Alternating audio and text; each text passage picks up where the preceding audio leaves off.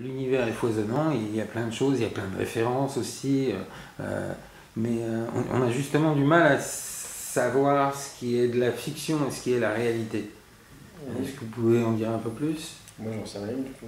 Je sais pas. Je crois que Paul a vraiment existé. Non mais c'est évidemment assez indécidable. Enfin, moi j'ai quelques.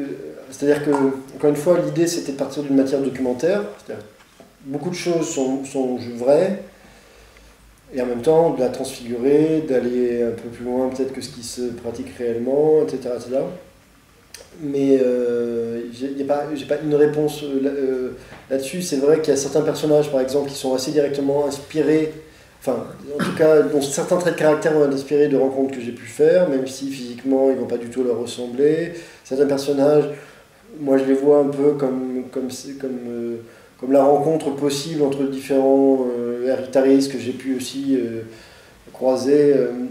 Voilà, donc je pense que ce qui est documentaire, c'est plus du domaine du souffle ou de l'esprit ou de la bande dessinée que des éléments qui correspondraient à tel ou tel personnage ou à des éléments de narration qui, eux, en général, sont inventés, mais sont inventés pas à partir de rien, sont inventés à partir d'une expérience qui, elle, évidemment, s'ancre dans le réel, quoi. Et plus concrètement, par exemple, il y a que Jimi Hendrix il y a Jimi Hendrix, lui, qui a vraiment existé. C'était un guitariste du XXe siècle, très connu à l'époque, où l'air guitare n'avait pas encore complètement supplanté la guitare.